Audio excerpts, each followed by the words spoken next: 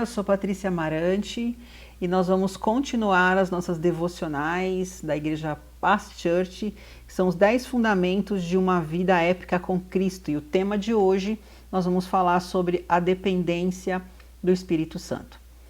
Então eu quero bater um papo com vocês hoje falando sobre a terceira pessoa da Trindade, que é o Espírito Santo. É um tema muito gostoso, eu gosto muito de falar sobre isso. Porque a gente às vezes confunde um pouco, né, a pessoa do Espírito Santo. Tem muitas pessoas que acham que o Espírito Santo é um vento, uma manifestação, um arrepio, um sopro, quando na verdade a primeira coisa que eu tenho que ter em mente, clareza, é que ele é uma pessoa. E sendo ele uma pessoa, ele é a terceira pessoa da Trindade, ele quer relacionamento, ele quer intimidade, ele quer nos ensinar, esse é o propósito dele, né? É para isso que ele está aqui nesse tempo conosco. Então, a primeira coisa que eu tenho que ter em mente é saber que ele é uma pessoa e que ele tem sentimentos, né? Então, hoje nós vamos falar um pouquinho sobre Efésios 5,18, especialmente quando o apóstolo Paulo diz: deixem-se encher pelo Espírito Santo. Ele está falando antes, não se embriaguem com vinho, mas deixem encher-se pelo Espírito Santo. Então, o que ele quer dizer sobre encher-se da pessoa do Espírito Santo e se encher com o Espírito Santo? Ter a plenitude, né, a completude da pessoa dele dentro de nós. Depender exclusivamente do Espírito Santo. Quando nós estamos num estado de embriaguez, assim como ele menciona aqui nesse versículo, o nosso estado mental ele fica completamente inebriado, a gente não tem condições de tomar decisões concretas, certas, e às vezes nós fazemos coisas erradas, porque estamos desconectados na nossa mente. Então, quando ele faz essa comparação, ele diz: fiquem lúcidos, enchem-se do Espírito Santo, porque aí o Espírito Santo vai nos trazer lucidez para tomar as decisões corretas, né? Então ele faz essa comparação entre a gente não se embriagar por conta da lucidez da nossa mente, mas ter lucidez a partir do Espírito Santo. Eu só tenho lucidez, eu só posso tomar decisões corretas, eu só posso ter dependência com o Espírito Santo se eu estiver conectada de forma lúcida com o Espírito Santo, né? Deixar que ele tenha o controle, a centralidade das minhas decisões. Então toda tomada de decisão, eu vou conseguir ouvir o Espírito Santo, ter sensibilidade para poder tomar as decisões a partir dele. Então, quando que nós estamos cheios do Espírito Santo? Quando que eu sei que eu estou cheio do Espírito Santo? Quais são os efeitos? Como que eu consigo identificar isso, que eu estou tendo a plenitude da presença dele dentro da minha vida? Então, quando ele fala... quando nós estamos falando de Espírito Santo, a decorrência da presença dele na nossa vida é a santidade, Espírito Santo. Então, santidade. Então, os frutos em santidade é que vão demonstrar se o Espírito Santo está agindo em mim ou se sou eu que estou agindo por minha conta, né? Então, se eu consigo demonstrar isso, esses frutos, através da minha vida, pela presença do Espírito Santo, é que eu vou saber se sou eu ou se é o Espírito Santo. Como que o Espírito Santo se manifesta na nossa vida? Através da palavra. Então a palavra de Deus é quem vai nos ensinar o meu comportamento, as minhas tomadas de decisões, o que eu devo fazer, o que eu devo renunciar, o que eu devo abandonar. Através da leitura da palavra, o Espírito Santo traz iluminação à palavra para eu ter lucidez e tomar as decisões corretas, as decisões mais centradas na Bíblia. Então, a palavra está intimamente ligada à pessoa do Espírito Santo. Ele vai falar conosco através da palavra. Ele vai iluminar a palavra, ele vai revelar a palavra no meu coração para eu poder tomar as decisões corretas de acordo com a Bíblia. Então, estar cheio do Espírito Santo é algo que a gente, diante disso, percebe que tem que acontecer diariamente.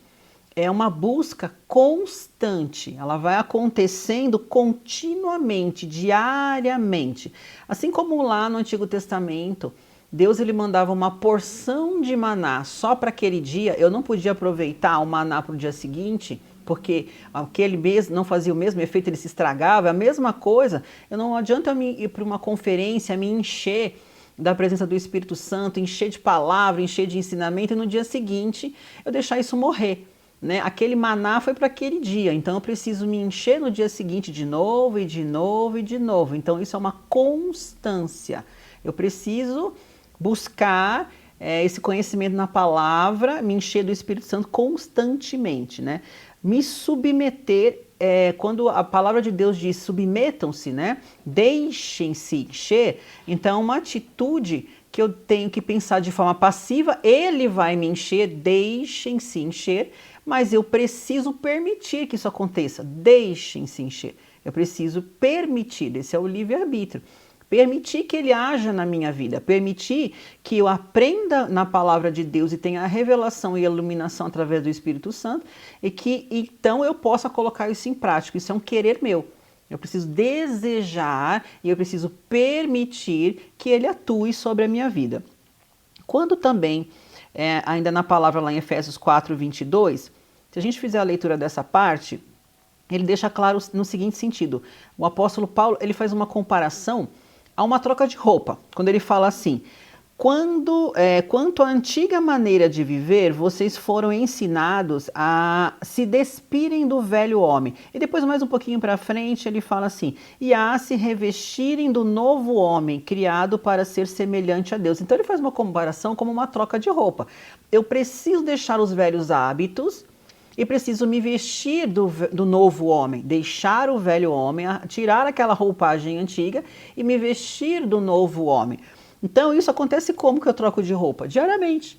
Então todos os dias, voltando para o versículo anterior que nós citamos, quando ele diz, não se embriaguem com vinho, a primeira coisa que eu tenho que pensar é deixar os velhos hábitos, os pecados, para trás do velho homem. Mas todos os dias e de forma ativa escolher ter uma vida nova com um novo homem. Então mais para frente ele cita, aquele que roubava não rouba mais, aquele que mentia não mente mais. Então são atitudes que eu devo deixar mas eu tenho que agir em relação à outra.